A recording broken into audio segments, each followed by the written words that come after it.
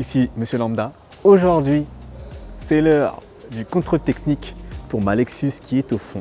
Je tiens à remercier Autosécurité Évry Courcouronnes.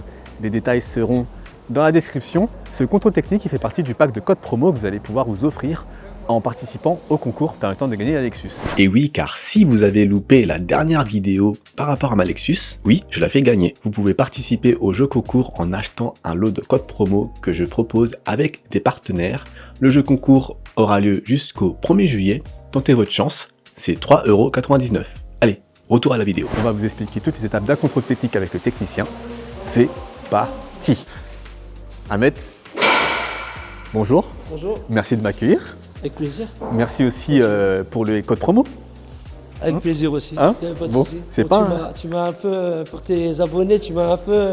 Oui, bon, je l'ai un petit peu cuisiné quand même. C'est pas grave, ça fait plaisir. Je l'ai un peu cuisiné quand même, mais venez faire votre contrôle ici. Franchement, ça fait des années que je viens. Je t'ai amené combien de véhicules à mettre? J'avais 10 ans que tu viens, Ouais. 14. Depuis. Et j'ai pas amené que des superbes voitures malheureusement, mais ça on en reparlera. Tu es beaucoup hybride, toi. Oui. Beaucoup d'hybridation. Ouais. Véhicules, de ton Lexus, etc. On a pas mal de véhicules à toi quand même. Bah, Lexus, CT200H, Auris, bon, voilà, on ramène pas mal de choses. Donc ouais, on va passer le micro là-bas pour qu'il nous explique tout ce qui se passe. Qu'est-ce qu'il est en train de faire d'ailleurs là? Samuel, il va commencer par le visuel. Il va faire tout ce qui est soubassement, vérifier les rotules, suspension et tout ça. Pour tes abonnés, s'ils la gagnent. Non, mais on fait en sorte que la voiture soit propre, hein.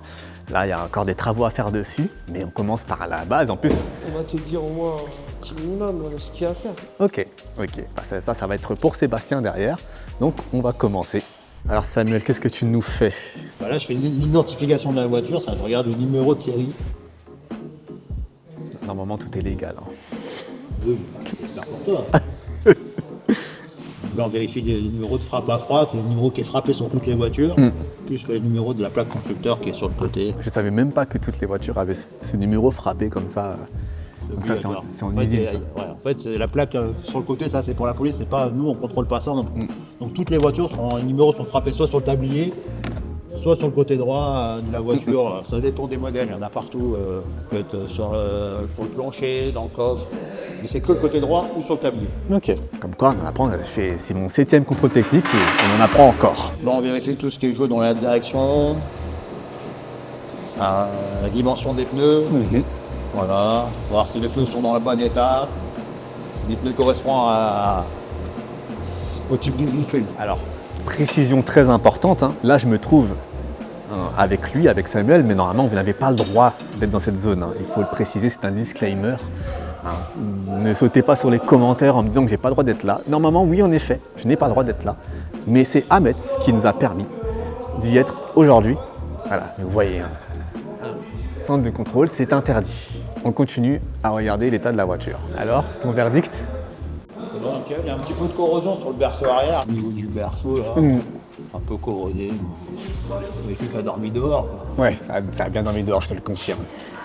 Mais bon, rien de très grave, ça tourne, ça touche pas les ancrages, tu vois, tu sais pas. Tant que ça les déforme pas et c'est pas perforé, pas litigieux. Ok, donc on est bon. Ok, contrôle visuel.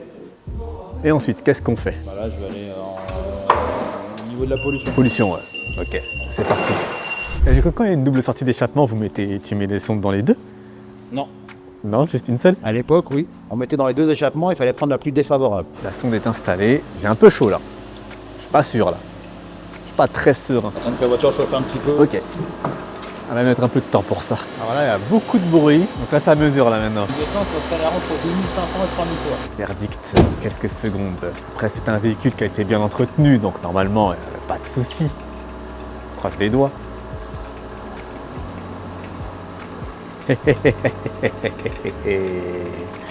C'est conforme.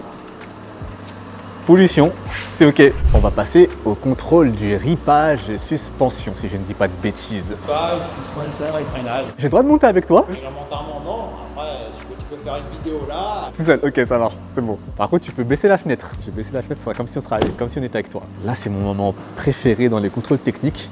C'est quand la voiture revient sur ces trucs, sur ces rouleaux là, et qu'elle commence à trembler. Je trouve ça très apaisant comme moment.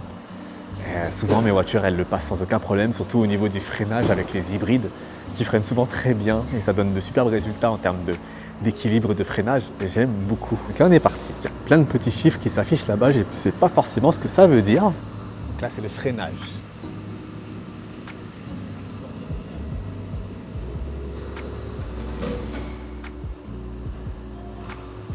Donc il faut que les deux valeurs soient la plus proche possible, c'est ça?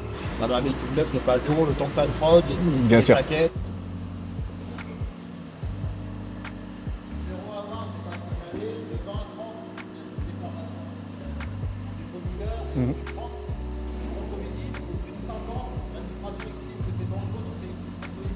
Critique, donc 24 heures. 24 heures.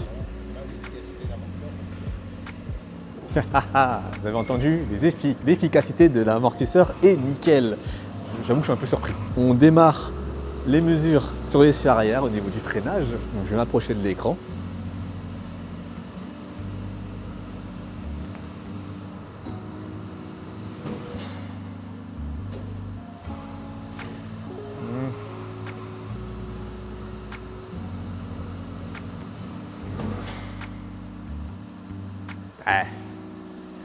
Ça va, on est bien, on a l'air d'être bien. Donc freinage, c'était bon. Et là, on passe à l'éclairage.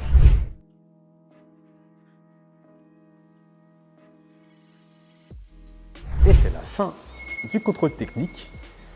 On va voir que ça va donner. C'est vrai que pour rater un contrôle de Toyota Lexus, il faut quand même être sacrément mauvais. J'espère que c'est pas mon cas. On va voir ce que ça va donner. Alors, qu'est-ce que ça nous donne? C'est bon pour toi.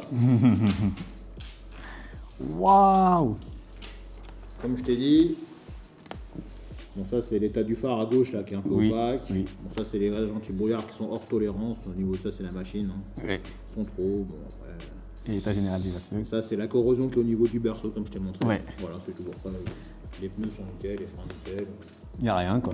Non. Une voiture qui a 248 000 km. Est-ce que des moteurs qui ont autant, enfin des voitures qui ont autant de kilomètres, on en trouve en aussi bon état, on va dire, régulièrement? Comme je dis, c'est propriétaire. J'ai fait un Vito tout à l'heure, 435 000 km en ancien taxi. Bon, full Mercedes. J'ai forcé pour trouver quelque chose parce que. Bien entretenu quoi. Voilà, donc il faut entretenir les voitures. Quel que soit le kilométrage, il faut entretenir la voiture. Vous avez bien entendu les amis. Voilà. Le contrôle technique est favorable. Donc on est bon, on est bon. Cette voiture est officiellement livrable les amis. Bon. Ça conclut notre vidéo. J'espère que vous aurez apprécié ce petit moment. Je remercie encore le centre de contrôle technique d'autosécurité Evry. Merci Samuel de m'avoir supporté durant ce contrôle technique. En plus, on termine, il est quoi, 18h30 bientôt? Ouais, on termine plus à la fin. Les amis, en attendant le prochain épisode de la restauration de la Lexus IS 250, comme d'habitude, vous roulez prudemment. Vous êtes safe et moi je vous dis peace.